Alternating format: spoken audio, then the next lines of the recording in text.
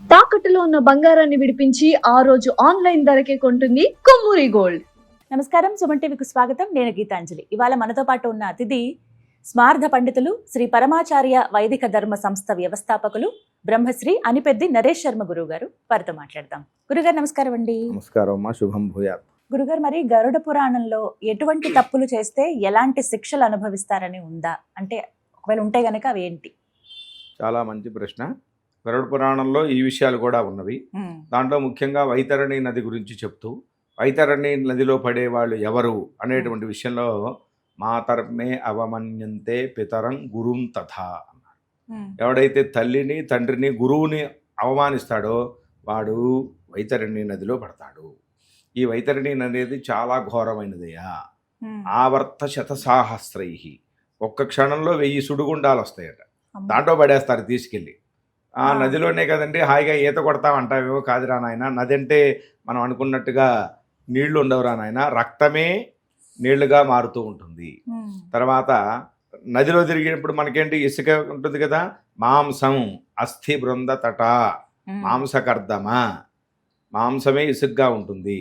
మరి నదిలో అనంగలోనే నాచు ఉంటాయి కదా, శైవాల దుర్గమ, ఈ వెంట్రుకలే నాచుగా ఉంటాయి అయ్యా. అక్కడ అనేకమైనటువంటి జీవరాశులన్నీ కూడా ఉంటాయి.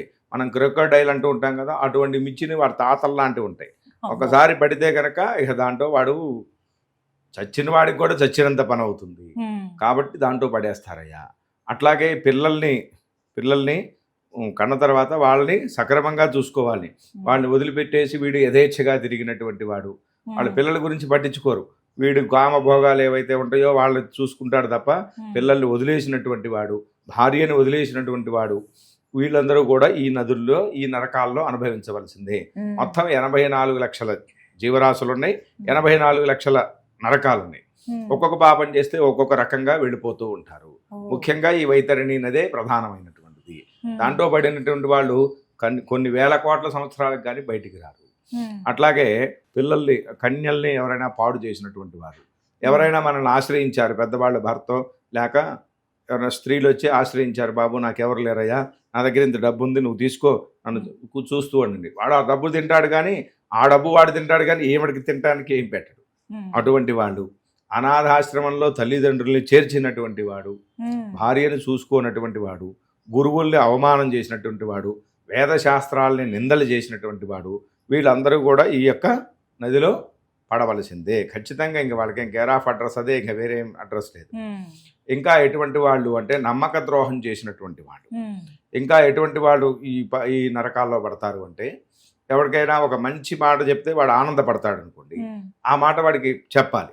అంతేగాని వాడిని జోక్ చేద్దామనో లేకపోతే వాడిని ఏడిపిద్దామనో, వాడికి ఉదాహరణకి ఇప్పుడు ఇంటర్ 10th ఎగ్జామ్స్ వస్తున్నాయి, వాడు పాస్ అయ్యాడు కానీ వరే నువ్వు ఫెయిల్ అయ్యావురా అనేసరికి వాడి మనసు ఒక్కసారి విరిగిపోతుంది. అరే నేను ఇంత కష్టపడి రాశానే, ఫెయిల్ అయ్యానా అని వాడికి ప్రాణం పోయినంత పని అవుతుంది. అంటే ఆనందపడేటువంటి వార్తను ఆనందంగా చెప్పాలి కానీ దుఃఖపడేలా చెప్పినటువంటి వాడు కూడా దీంట్లో పడవలసిందే. ఇంకా చాలా విషయాలు ఉన్నాయి వీటిల్లో. ఇంకా 21 నరకాలు ఉన్నాయి అన్నమాట. మనకు ఆ సినిమాలో కూడా చూపిస్తాడుగా, అపరిచితుడి సినిమాలో కుంభీపాకం, అంధతా మిశ్రం, ఇటువంటి తైల భాండం, ఇటువంటి నరకాలు చాలా ఉన్నాయ్యా. ఇంకా శాల్వలి నరకం అని ఒకటి ఉన్నది. బూరుగు చెట్టు అంటారు దాన్ని. ఆ చెట్ల ఆకులు ఎట్లా ఉంటాయంటే ఇట్లా అసిపత్రం అని వనం ఉంటుంది, ఇట్లా ఉంటుంది అనమాట. కత్తులు మాదిరే ఉంటాయి అవి. అక్కడికి వెళ్ళేసరికి వాడు ఆ శరీరం ఏదైతే ఉంటుందో అది దానికి తగిలిపోతుంది. ఇంకా శాల్వలి వృక్షం అని చెప్పి పెద్ద చెట్టు ఉంటుంది. దాంట్లో ఎంతమందిని కట్టేసినా సరే ఇంకొకరికి ప్లేస్ ఉంటుంది, పుష్పక విమానం మాదిరే. వీడిని కట్టేస్తారు, కాళ్ళు పైకి దీన్ని కిందకి పెట్టి కట్టేసి కొడుతూ ఉంటారు. అదే సమయంలో మనం ఎవరి దగ్గరైనా అప్పు తీసుకున్నాం అనుకోండి, అప్పు తీసుకున్నవాడు అక్కడికి వస్తాడు, వాడిని చూస్తాడు. ఆత్మలు పరిచయమే కదా, శరీరం ఉండదు కానీ ఆత్మ అయితే మాట్లాడుకుంటుందిగా. ఎరా సుబ్బారావు, నా దగ్గర ఏంటి డబ్బులు తీసుకున్నావు, అప్పుడు నాకు టోపీ పెట్టి వెళ్ళిపోయావా, నీతో పాటు నేను కూడా వచ్చా. అక్కడ యమదూతలు ఉంటారు, అడుగుతారట, ఏమయ్యా వీడేంటి వీడి దగ్గర అప్పు చేశాడా? అవునండి, నా దగ్గర 10 లక్షలు అప్పు చేశాడు, తీర్చకుండా పోయాడండి కదా. అయితే ఇంకేంటి, ఇగో వీడికి ఒక శరీరం ఉంది, పిండ శరీరం అంటారు అది.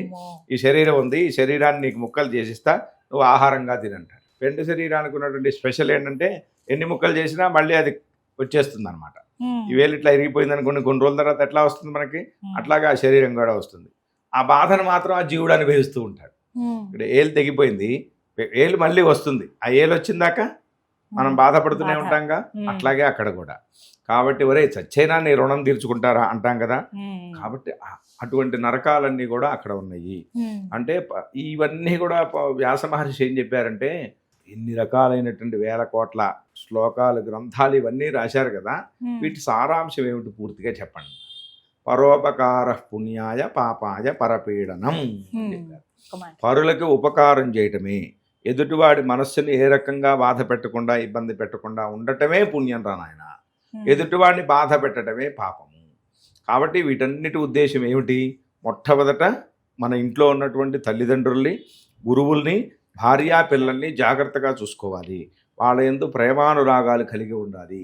వాళ్ళకి చేయవలసినటువంటి సపర్యలు ఏవైతే ఉన్నాయో అవన్నీ కూడా చేయవలసిందే. సపర్యలు అంటే ధర్మాలు.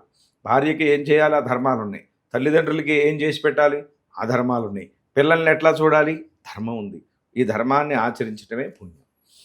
అట్లా కాకుండా విపరీతంగా వాళ్ళందరినీ కూడా అనవసరమైనటువంటి మాటలని మాట్లాడి, భార్యని ఇబ్బంది పెట్టి, పిల్లల్ని అట్లా రోడ్డు మీద వదిలేసి వాళ్ళ గురించి పట్టించుకోకుండా తన సుఖాలని కోరుకున్నటువంటి వాడు ఎవడైతే ఉంటాడో వాడు మొత్తం 84 లక్షల నరకాల్లో వాడు ఆ శిక్షలు అనుభవించవలసిందే అని చెప్పబడి ఉన్నది. ఈ విధంగా వింటూ ఉంటే ఇంకా వినాలనిపిస్తుంది, తెలుసుకోవాలనే కోరిక ఉంటుంది. చాలా చక్కగా వివరించారు గురుగారు. ధన్యవాదాలు.